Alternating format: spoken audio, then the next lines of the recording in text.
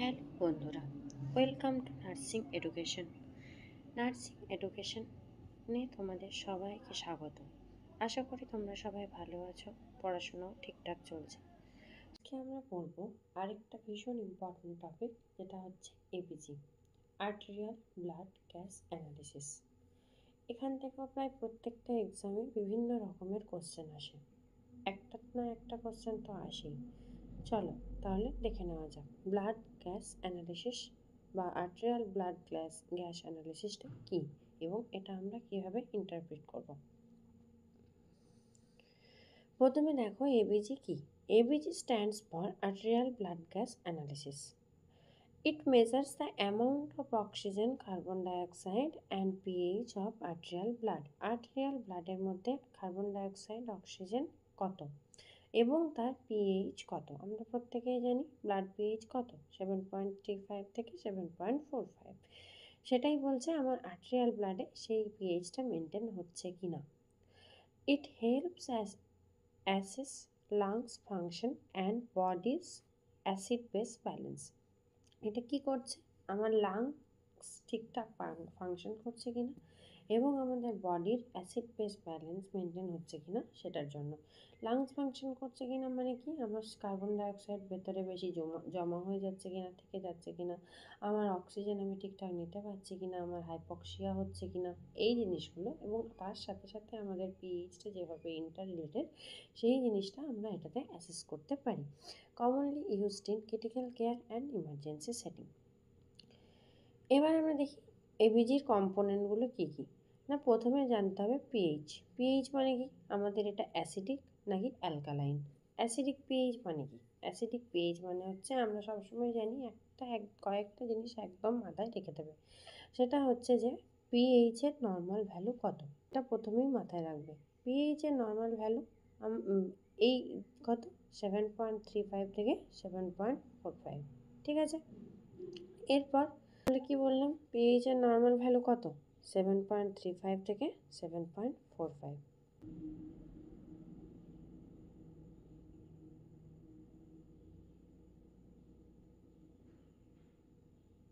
ঠিক আছে, এই ভ্যালুগুলো আমি মুখে বলে যাচ্ছি, প্রত্যেকে কিন্তু লিখে নেবে।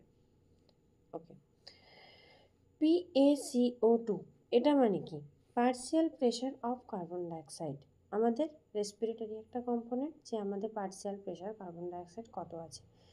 HCO3 এটা হচ্ছে বাইকার্বনেট লেভেল, এটা হচ্ছে আমাদের metabolic component. PaO2 partial pressure of oxygen, আর SaO2 oxygen saturation of haemoglobin. SaO2 যেটা আমরা বলি অক্সিজেন স্যাচুরেশন আমাদের হিমোগ্লোবিনে কত আছে। এই জিনিসগুলো হচ্ছে ভীষণ ইম্পর্ট্যান্ট একটা এবিজি অ্যানালিসিস করতে গেলে। এবার দেখো, আমাদেরকে খুব নর্মালভাবে এই জিনিসটা শুধু জানতে হবে, বুঝতে হবে, এবং প্রত্যেকটা যে কম্পোনেন্ট আমি বললাম, সে প্রত্যেকটা কম্পোনেন্টের নর্মাল ভ্যালুটা ভালোভাবে জেনে একদম মাথায় রেখে দিতে হবে। PaCO2 35 থেকে 45, ঠিক আছে। আচ্ছা, HCO3 যেটা হচ্ছে বাইকার্বনেট, সেটা কত, 22 থেকে 26।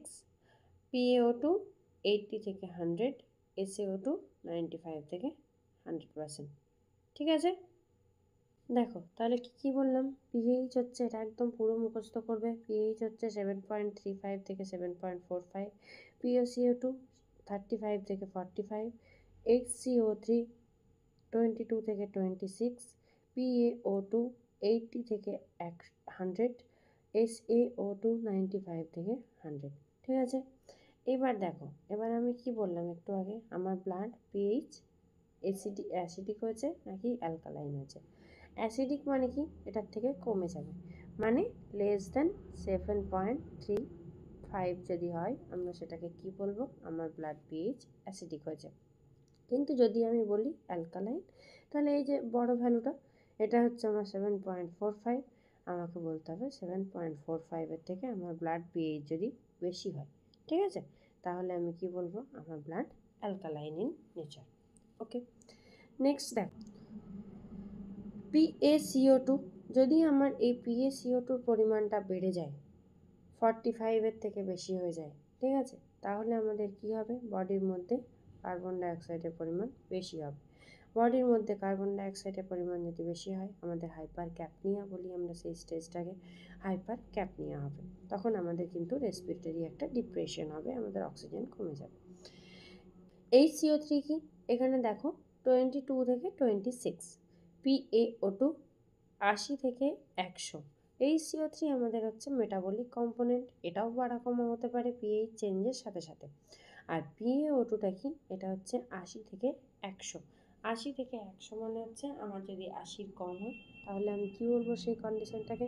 80 থেকে যদি কম হয়ে যায় সেই কন্ডিশনটাকে আমি বলবো হাইপক্সিয়া।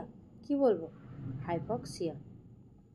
এই টার্মগুলো লিখে নেবে, এগুলো থেকেও কিন্তু এক্সামে অনেক কোশ্চেন আছে। বেশি হয়ে গেলে, কার্বন ডাইঅক্সাইড যদি বেশি হয় তাহলে হচ্ছে হাইপার ক্যাপনিয়া। অক্সিজেন যদি কমে যায় তাকে বলা হয় হাইপক্সিয়া।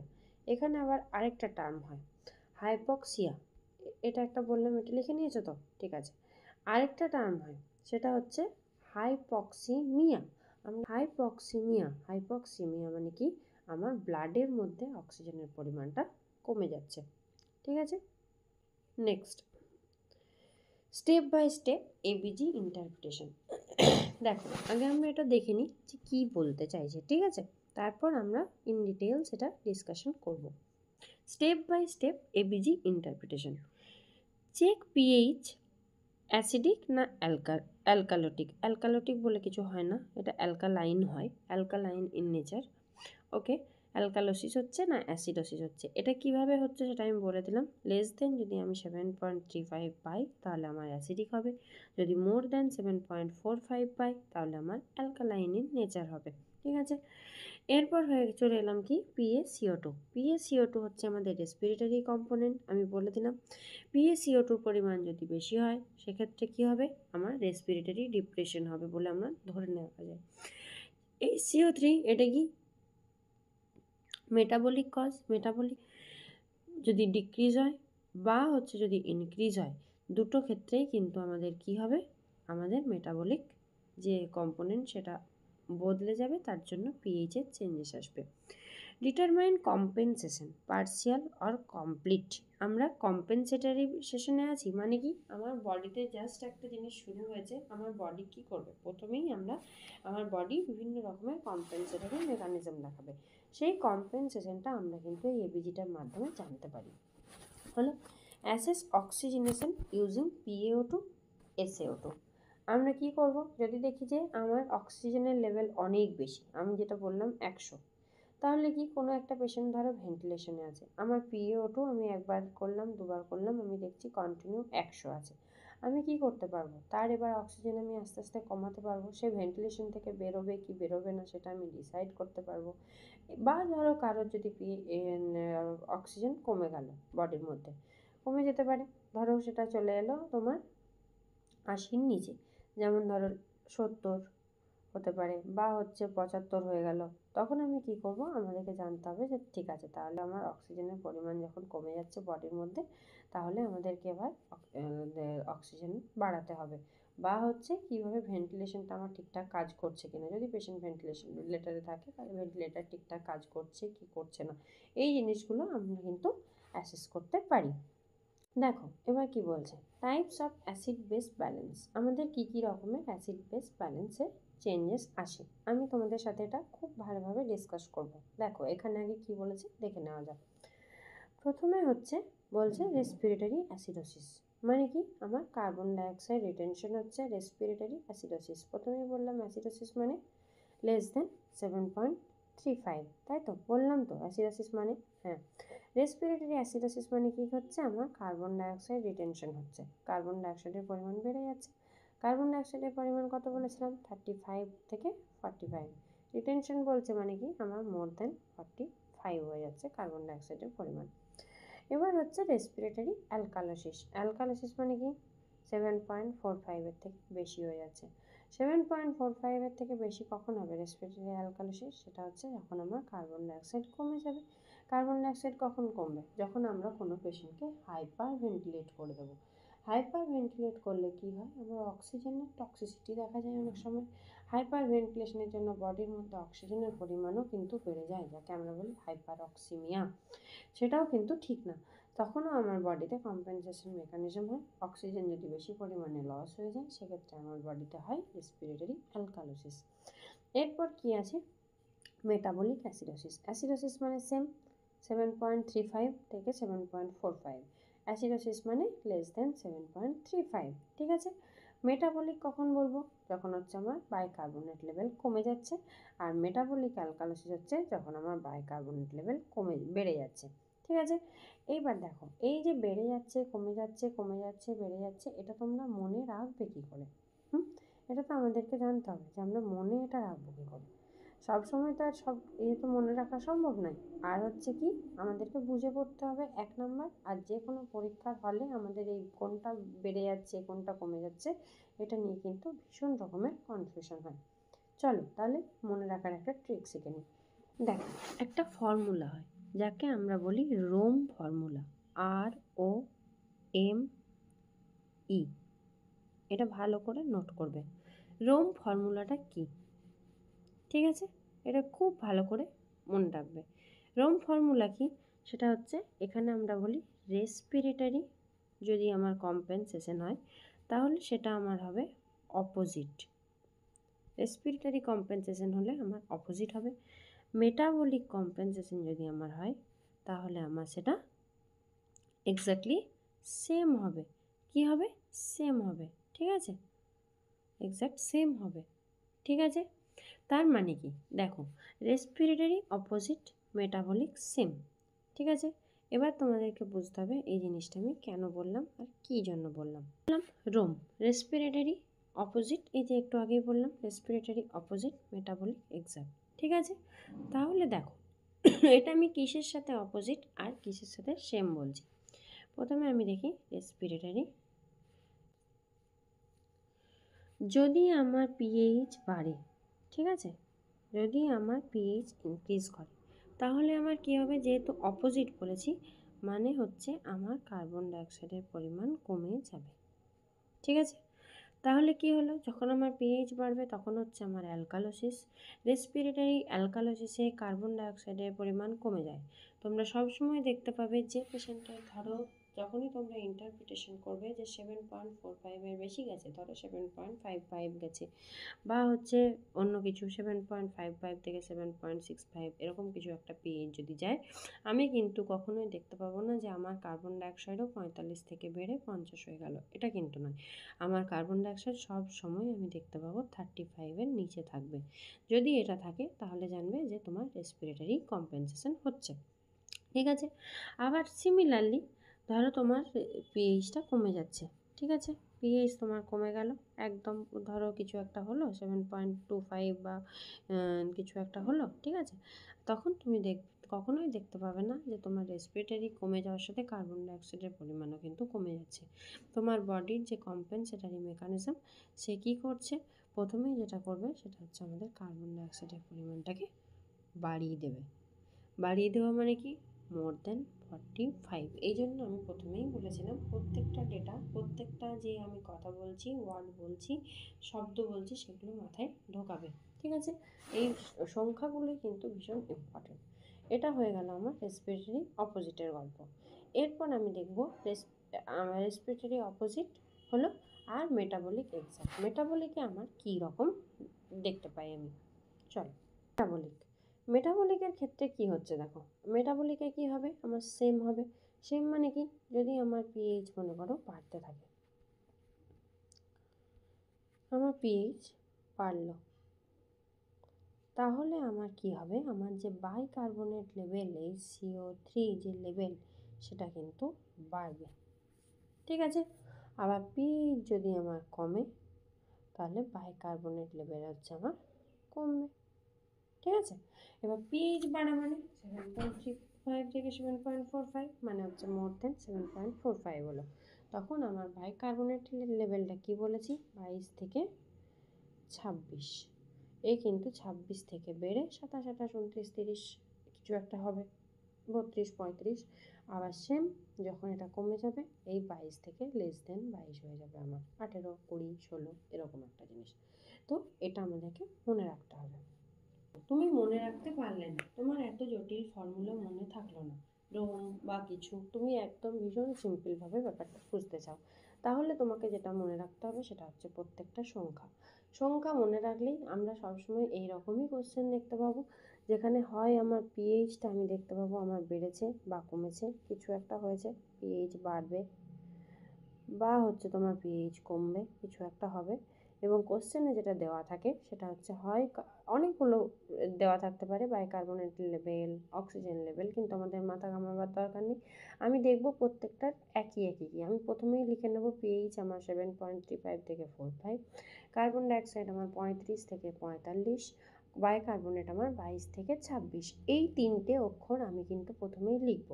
এবার আমি দেখলাম পিএইচ আমার বেশি দিল, তখন কিন্তু আমার বাইকার্বনেটের লেভেলে কোনো চেঞ্জ হবে না। অক্সিজেন, এই দুটো ঘটনাতেই যদি আমি দেখি অক্সিজেনের আমার কোনো দরকার নেই চিন্তা করার। আমি দেখলাম কার্বন ডাইঅক্সাইডের পরিমাণটা হয় বেশি দিয়েছে, না হলে কম দিয়েছে। আমি সঙ্গে সঙ্গে সেটাকে বলে দেবো রেসপিরেটারি যখনই, এবং বাইকার্বনেটের কোনো চেঞ্জ হবে না। রেসপিরেটরি মানে, বা রেসপিরেটরির পর অ্যাসিডোসিস না অ্যালকালোসিস সেটা তো তোমরা বুঝতেই পারবে। সেই রেসপিরেটরি কম্পেনসেশনটা আমরা কী করব, সঙ্গে সঙ্গে বলে দিতে পারবো।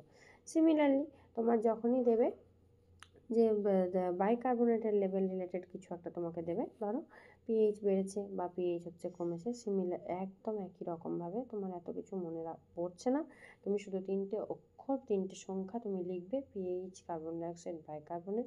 দেখলে কার্বন ডাইঅক্সাইডের পরিমাণটা তোমার মোটামুটি নর্মাল দিল, বাইকার্বনেটের লেভেলটা হয় কমে গেছে, না হলে হচ্ছে বেড়ে গেছে। ঠিক আছে, বাইকার্বনেটের লেভেল তো আমরা বলেই দিয়েছি 22 থেকে 26। ঠিক আছে, তখন আমি কি করব, একদম ডিরেক্ট চোখ বন্ধ করে লিখে দেবো কি না, মেটাবলিক কম্পেনসেশন। সেটা মেটাবলিক অ্যাসিডোসিস হোক আর অ্যালকালোসিস হোক, সেটা তো তোমরা এটা থেকে বুঝতেই পারবে। ঠিক আছে, ব্যাপারটা বোঝা গেল তো?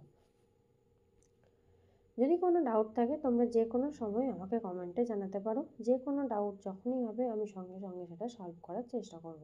দেখো আমি বলছি প্রবলেমটা দেখো, পিএইচ 7.35, 7.35 মানে কি আমার 35 আমার পিএইচ হয়, সেটা হচ্ছে 7.30, তার মানে কি আমার পিএইচটা এক্ষেত্রে কমে গেছে, কমেছে তো, পিএইচ আমার কমে গেছে। ঠিক আছে, আমি দেখলাম, এইভাবে আমি প্রত্যেকবার লিখে নেব। কি হলো, আমি যা বুঝতে পারছি আমি সেটা লিখে নিচ্ছি। আমার কি হলো, পিএইচ কমে গেল। আচ্ছা, কার্বন ডাইঅক্সাইডের পরিমাণ কিন্তু দেখো 45-এর থেকে বেশি হয়ে গেছে, হয়েছে তো, তাহলে CO2 বেশি হয়ে গেছে। আর কি, বাইকার্বনেটের কোনো চেঞ্জ নেই, 22 থেকে 26 থাকার কথা, আমার 24 আছে। হলো, পিএইচ কমে গেলেই আমার কি হবে, অ্যাসিডোসিস, তাই তো লিখেছে এখানে। কার্বন ডাইঅক্সাইডের সাথে চেঞ্জ হচ্ছে মানে আমার রেসপিরেটরি কম্পেনসেশন হচ্ছে। কি কম্পেনসেশন, সেটাই হচ্ছে আমার অ্যাসিডোসিস। এখানে বাইকার্বনেটের কোনো চেঞ্জ নেই, বাইকার্বনেট আনচেঞ্জড। ঠিক আছে, পরেরটাতেই আবার দেখো, পরেরটাতে কি, পিএইচ বেড়ে যাচ্ছে মানে কি আমার অ্যালকালোসিস। ঠিক আছে, এবার কী জন্য বাড়ছে বা কমছে, CO2 পরিমাণ 30 কি আমাদের কার্বন ডাইঅক্সাইড, না 35 থেকে 45, তাহলে কার্বন ডাইঅক্সাইড কমেছে। এক্ষেত্রেও দেখো বাইকার্বনেটটা কিন্তু 22 থেকে 26 আমার আনচেঞ্জড, তাহলে আমার রেসপিরেটরি কম্পেনসেশন হচ্ছে এবং তার সাথে অ্যালকালোসিস হচ্ছে। ক্লিয়ার? এবার আমরা দেখব এটা আমরা কি কি করতে পারি। Prepare patient and equipment for arterial puncture, আমাদের আর্টেরিয়াল পাংচারটা জানতে হবে।